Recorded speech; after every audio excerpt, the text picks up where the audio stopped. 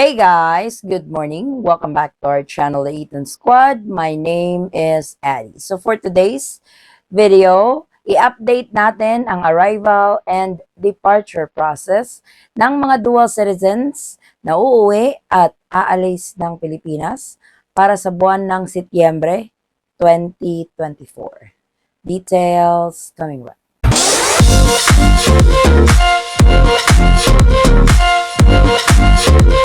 So para sa mga kabayan nating uuwi ng Pilipinas or paalis man ng Pilipinas bilang dual citizens, ito ang inyong latest travel requirements for arrival and departure process. So may mga dual citizens tayo na mga kababayan na may dalawang pasaporte, gamit nila ang kanilang mga foreign passport at ang kanilang Philippine passport.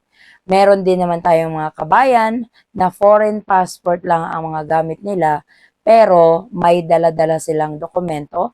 Ito yung dual citizenship documents nila. Ito po yung mga papeles na binigay sa inyo after oath taking bilang isang dual citizens.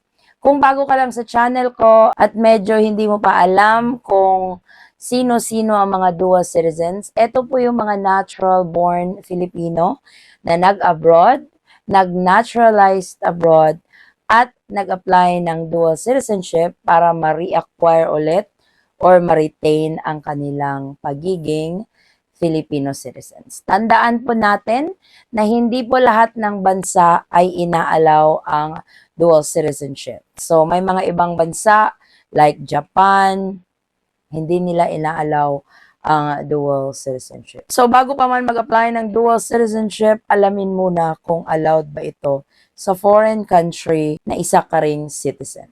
So simulan na natin ang mga travel requirements para sa mga dual citizens coming to and from the Philippines.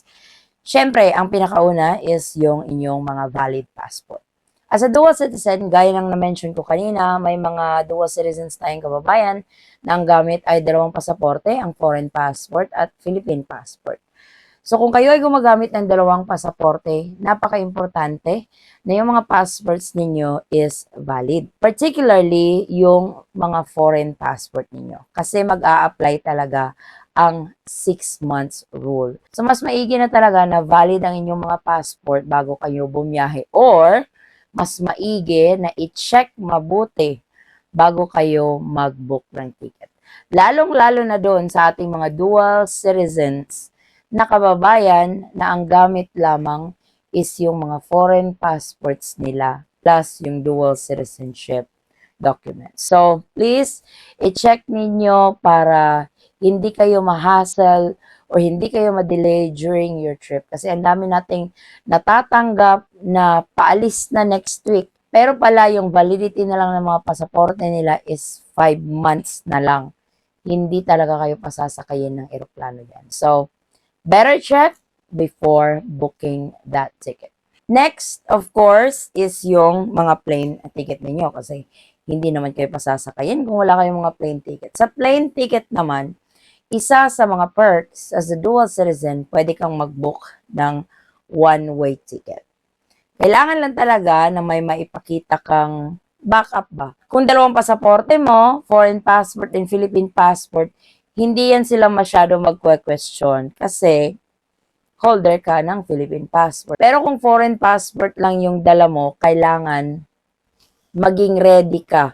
Just in case, hanapan ka ng dual citizenship document kasi yun yung pruweba mo na pwede kang magstay indefinitely sa Pilipinas as a dual citizen. So, walang masama na maging handa kapag bumabiyahe ka ng Pilipinas, kabayan, para kapag hinanap nila yung mga dokumento na kailangan mong ipakita sa kanila, meron ka. Siyempre, ang pinaka-controversial na registration, ang e-travel. Yes, required pa rin ang e-travel papuntang Pilipinas at paalis sa mga dual citizen. I-explain ko maya-maya. So kung ikaw ay pauwi ng Pilipinas as a dual citizen, medyo madami-dami yung mga inquiry about this, lalong-lalo na dun sa may mga dalawang pasaporte. Alin ba daw dapat yung gagamitin nila kapag nag-register sa e-travel? That's really up to you. Kung gusto mo, foreign passport gagamitin mo, doon ka sa foreign passport box.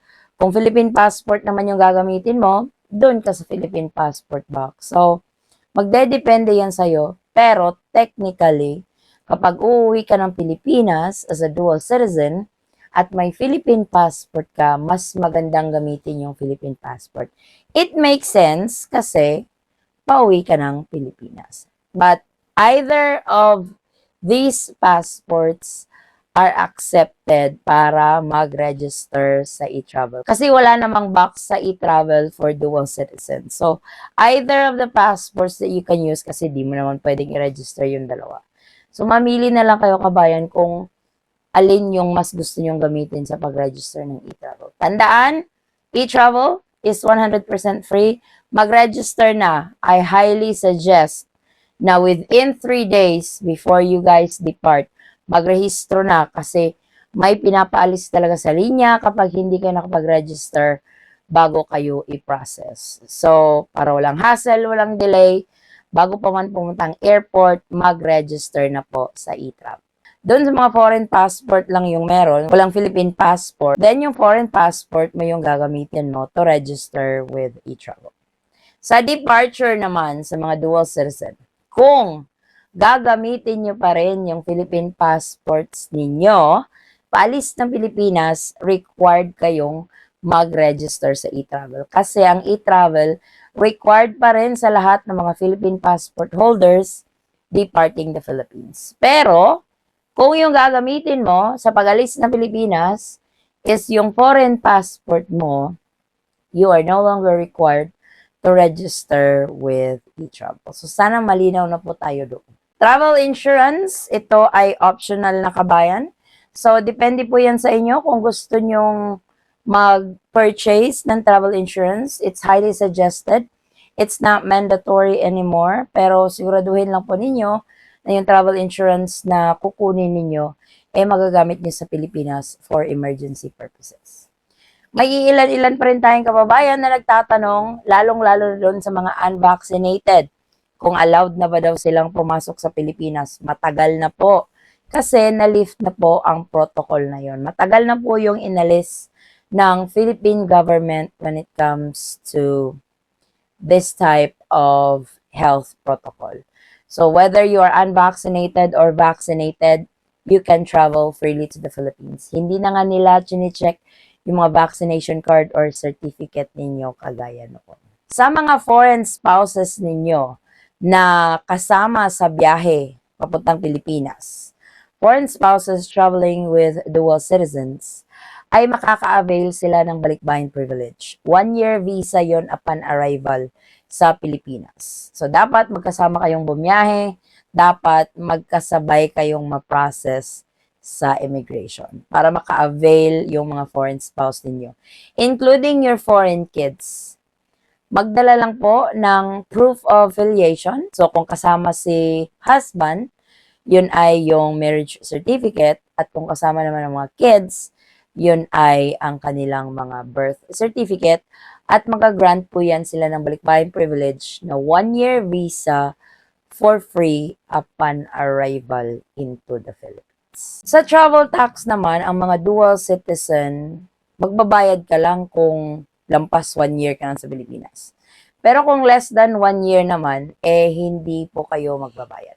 Just in case na lumampas kayo ng ilang taon sa Pilipinas kasi nag-for good na kayo at aalis kayo ng Pilipinas pansamantala, magbabayad kayo ng travel tax. Pwede po kayo magbayad online ahead of time. Meron din po silang mga counter sa airport. Alam ko tatanungin ninyo about Exit Clearance Certificate or ECC.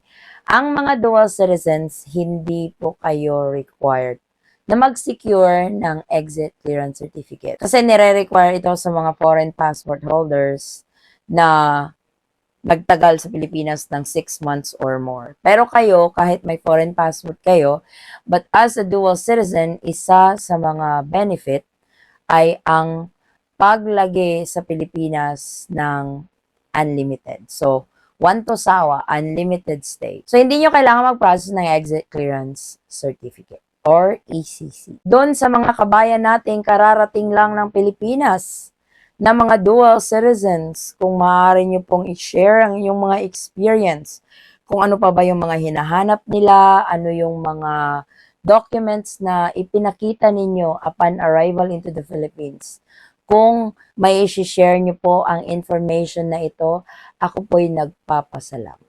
So ito po ang ating latest travel updates para sa mga dual citizens for arrival and departure process to and from the Philippines for September 2024. Thank you guys so much for watching. Kung kayo man po ay may mga katanungan, maaari lang pong mag-comment sa video ito at sasagutin po natin yan sa abot ng ating makakaya.